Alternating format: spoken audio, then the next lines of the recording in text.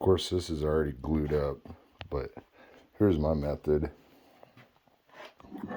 So you got your two pieces right, and I'll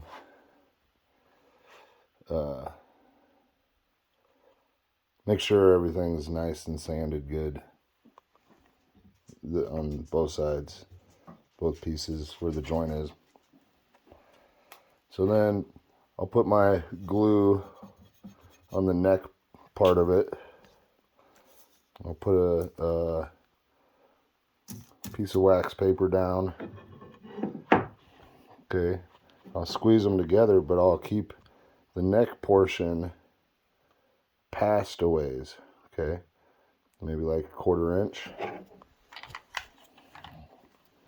Clamp it right in the middle.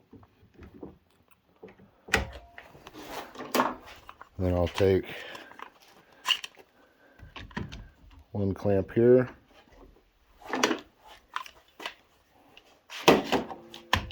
one clamp here,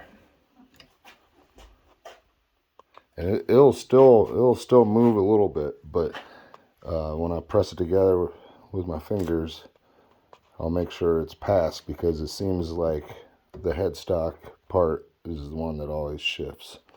So by the time I clamp it, so then I'll take these, and I always put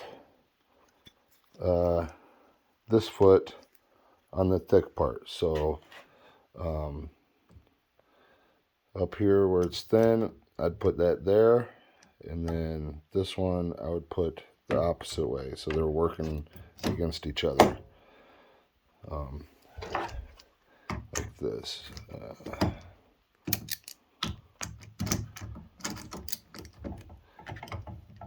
Okay, one-handed.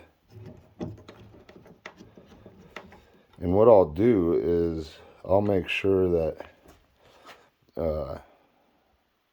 I just have it semi-tight for right now. I'll go around and I'll do some other bullshit for 5 minutes or so, and then I'll really clamp it down.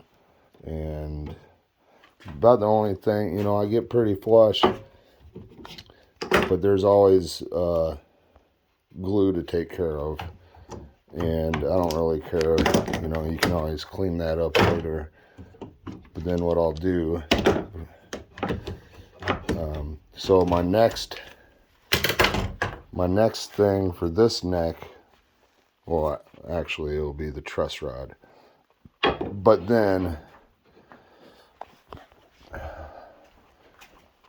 I use these pieces of 1/4 inch melamine. The glue doesn't really stick to it that much. But I'll do the ears of my headstock next, before putting the fretboard on. So I'll clamp this.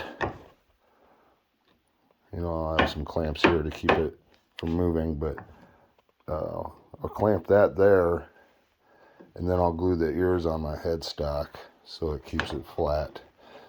And then when I always take the headstock down to thickness, I'll always take it off of the underside.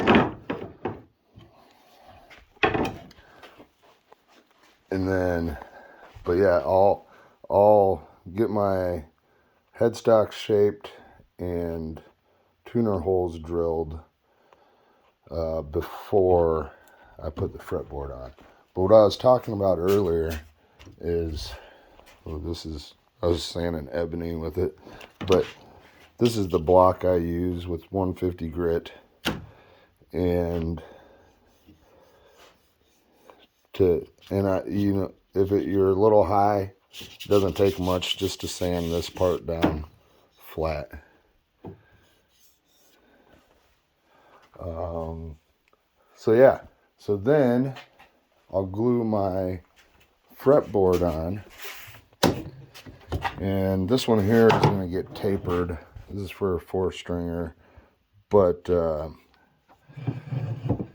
I'll keep everything square. You know, I'll glue my fretboard on, and I'll keep everything square, parallel, I should say, before I do any tapering. That way I can still go over here and I'll put my blade in backwards in the scroll saw and do my fret slots. After I do the fret slots, I'll do the markers. And yeah, basically, I got some water coming in the basement. Basically, I'll just take a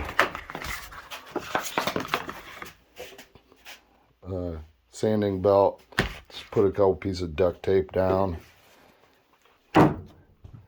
and back and forth. Now get your fretboard flat.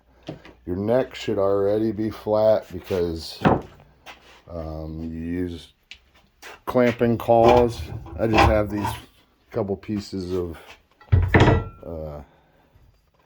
1 inch by 1.5 inch pieces of steel pipe. So your neck should be flat, but if it's not, you know, this will take care of, you know, say you got a little bit of a back bow, but there's no truss rod in it. You know, then when you're sanding, you can get the high spot in the middle down.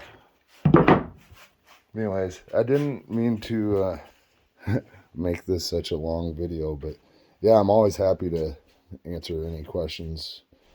And I know I do things a lot differently than most guys, but it works. And yeah, so I hope you have a good day, man.